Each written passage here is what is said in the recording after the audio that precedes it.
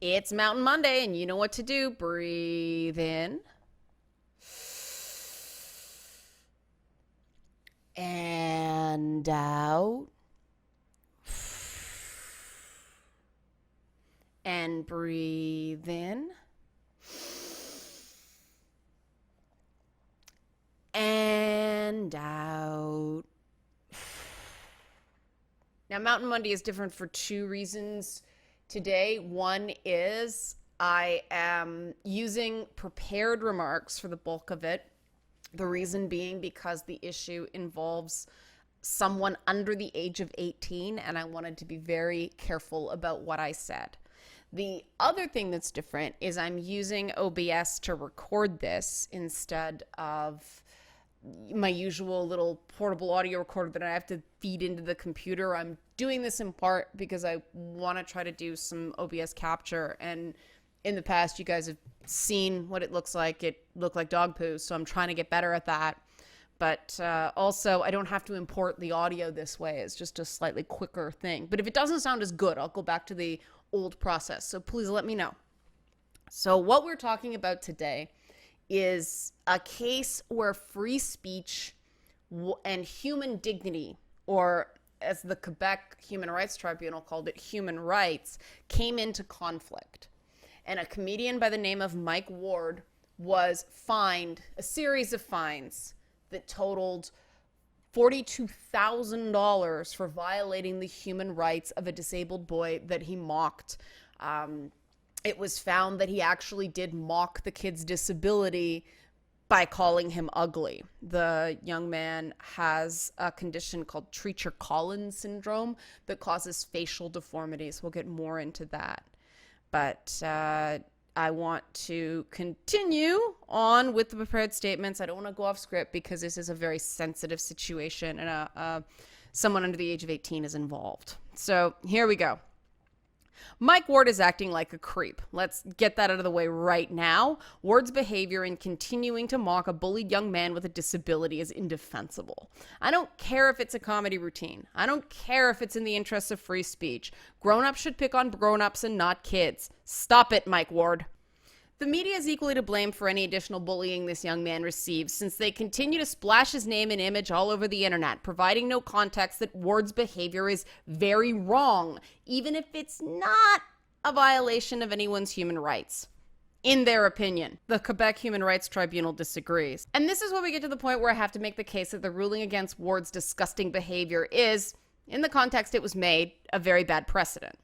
The argument is that the young man, Jeremy Gabriel, had his dignity violated when Ward mocked the young man's appearance, facial deformities caused by a condition called Treacher-Collins syndrome, a medical condition that affects the bones and tissues of the face. I'm almost inclined to agree with the judge here that Ward wasn't just making fun of a person. Ward was cruelly mocking the young man, who was only 15 years old-ish at the time, for having a disability.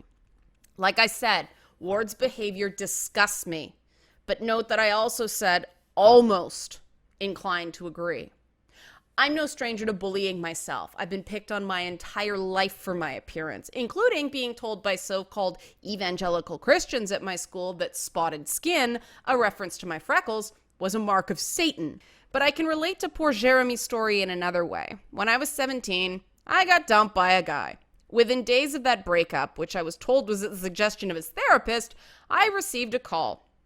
It was a stand-up comedian at a popular local comedy club calling from my ex-boyfriend's cell phone with my ex-boyfriend in the audience. The comedian proceeded to mock me in a goofy voice, referring to personal details of the defunct relationship, while I could hear the audience laughing loudly in the background. I started crying. I asked the comedian why he was doing this. Apparently the audience could hear me because it went silent. At some point, I swore at him and slammed the phone down. I remember this detail because I got in trouble from my mother for dropping an F-bomb in front of her friends.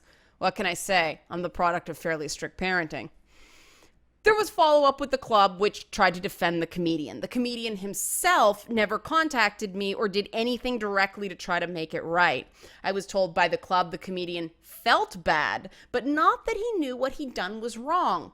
Of course not. That gets you sued. My mother and I were offered free passes to the comedy club. I refused them, feeling like they were trying to buy me off with surprisingly little. In a shocking twist of irony, I had to perform at that very same club years later as part of my job because it was, at the time, the biggest comedy club in the city. I did it. But I've never forgotten the cruelty and the apathy after the fact. I don't even remember the comedian's name, but I do remember the name of the executive at the club that tried to sweep it under the rug. Again, I won't say his name because that gets you sued. All I wanted was for everyone involved to realize that what they did was wrong. Specifically, it was wrong to drag in someone over a telephone who didn't pay admission and therefore didn't consent to be a part of the show. I don't remember if they ever agreed to that, and I was left feeling like there was no real consequence for what the comedian did. He never had to apologize directly to me. Similarly, Mike Ward doesn't seem to realize what he did was wrong because he's still doing it. He's still mocking the kid in relation to this tribunal decision. The media is also repeating the joke. The media should not be repeating the joke. So this Quebec human rights decision has further robbed Jeremy Gabriel of his dignity instead of beginning the healing process. And my God, I feel terrible for the kid because I know what it's like. You feel dehumanized. You feel like the world is determined that you're less deserving of decency and kindness because of something you can't control. You feel powerless to set personal boundaries because the world isn't giving you the tools to do so. You look ahead towards the rest of your life, and all you see is more mockery, more cruelty, and more hate. And if this sounds maudlin, keep in mind, we're dealing with a teenage mindset. The goal here is to get the mockery of Jeremy Gabriel to stop, and this decision didn't do that. It made it worse. In attempting to get tough on hate speech, the Quebec Human Rights Tribunal just became complicit in spreading it around. I'm a big believer in free speech, and I don't believe there should have been a human rights complaint against Mike Ward. I think that there should be some system that made Mike Ward have to face the young man that he mocked for money and attention. If the kid was bullied, Mike Ward should have had to go into the schools, admit he was wrong, and set a positive example instead of continuing to set a negative one. We shouldn't need to be talking about human rights in this case. What Mike Ward did was just an old-fashioned rejection of basic human decency. Jeremy Gabriel is disabled, and Mike Ward should be damned grateful that he's able-bodied and doesn't have symptoms that can include vision loss, deafness, and breathing problems. It's not funny to make fun of someone's disability without their consent. And I add the consent caveat because many comedians, including myself, include their personal biographies in their own material. One of the funniest stand-up comedians I personally know, a guy by the name of Andre Arruda, does hysterical material surrounding his experience as a disabled person.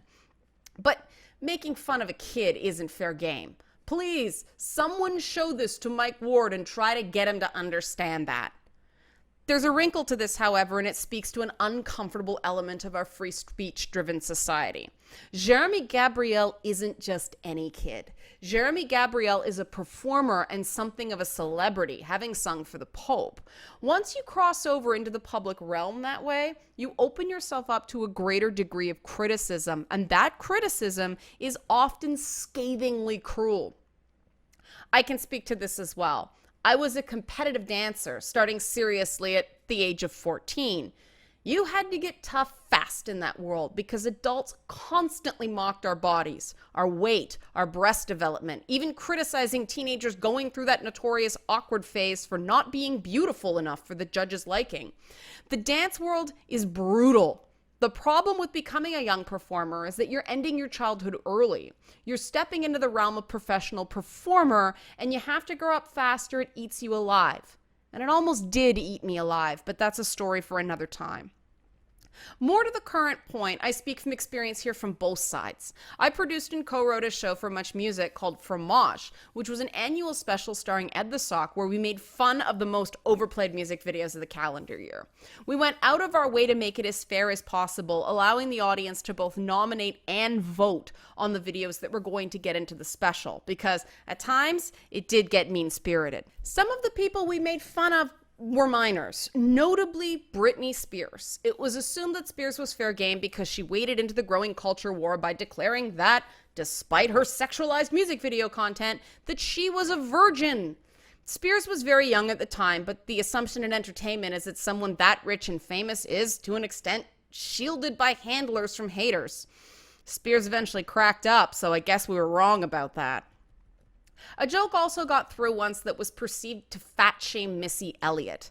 I didn't write it, but I still regret not catching the problem. It wasn't intended to fat shame. It was intended to mock a particular series of images that had Missy gliding across the floor on her stomach face down. The joke was, what's she doing? Looking for crumbs? Like I said, I didn't catch the unintentional subtext at the time. In hindsight, I get it, and we were more careful moving forward. The lines in comedy are often very blurry, and not everyone is going to agree where the lines are. So this is where I put on my comedian hat and make the case that a human rights complaint was not the way to punish Mike Ward for, again, legitimately deplorable behavior. I give the Jeremy Gabriels of the world credit for standing up to the Mike Wards of the world. I just think that the best way to get guys like Mike Ward to stop being disgusting is to use your own free speech rights to take them on in a battle of ideas. If Ward can dish out this kind of mockery, he should be able to take it. It's easy to beat Ward at his own game because making fun of a kid's disability simply isn't funny. There are plenty of jokes that can be made at Mike Ward's expense. And I'm going to go back to my comedy days and put them on, such as, here we go. Should a guy really be making fun of a kid's looks when he looks like a cross between Steve Buscemi and Bebop? Not judging, just saying. Or this. Mike Ward should know that fellow comedian Bob Saget has a nephew with Treacher-Collins syndrome. The two should talk so Ward can learn brand new ways to be totally unfunny. Or this one. Mike Ward says he was fine for treating a disabled boy like an equal. Well, sure, dude. No one wants to be compared to a Canadian stand-up comic. Or something, just for the sake of argument, more broadly insulting. Quebec comedian Mike Ward is best known for things that offend and annoy other Canadians. Like almost everything else that comes out of Quebec, poutine is an apology gift. Now, for the record, I don't actually think Mike Ward is ugly, Bob Saget is unfunny, and Canadian comedians the lowest form of life, or that everybody hates Quebecers. You stretch things for jokes, but if Mike Ward tells these sorts of jokes, he should be able to take them. Believe it or not, a lot of comedians are very thin-skinned and approval-seeking, and mockery is an effective way to modify their behavior. Instead of making Mike Ward into a free speech hero the way a $42,000 series of fines does, we should be asking the hard questions about what exactly happened here. Why did a kid get bullied to the point of suicidal thoughts because of comedy material that should, by rights, be reserved for adult audiences only? Why didn't Jeremy Gabriel's community leaders lead? And why didn't his teachers teach to get this bullying to stop? Well, we know that teachers don't intervene because they don't want to get sued. So the entire system is suffering because of too much litigation. Our system of laws is designed to promote good behavior, but it's getting in the way of that now. Companies and individuals won't offer simple apologies to people or try to make things right because it creates a higher likelihood they'll be successfully sued. We need a system that encourages self-directed accountability. We need a system focused on restorative justice. Financial penalties won't curb Mike Ward's behavior here because one TV special based on his increased notoriety will turn him a profit in this situation. Ward just doesn't seem moved by the pain of a young man who had the genetic deck stacked against him. And this is being lost in an understandable defense of free speech protections. The systemic overreach is clear in this case, since it's accomplished the precise opposite of what it's intended to do. My solution? Put Mike Ward in a room with the kid and make him sit and say nothing while Jeremy Gabriel walks him through the pain his humor caused. Make it clear that when you know the subject of your jokes is really hurt by your jokes, not offended, but sincerely caused pain, and you keep telling the same damn jokes, that crosses the line between comedy and bullying. That's the best way to enact real change here, as is the Quebec Tribunal and the media at large are complicit in continuing to repeat Ward's cruelty in the guise of humor. So those are my thoughts. Hopefully it made the situation make some sense so people can not just go pro-free speech or pro-human dignity. You can't have both. So I'll leave it there. Again, let me know about the audio and we'll close out.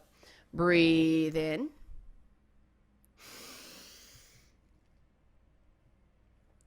And out.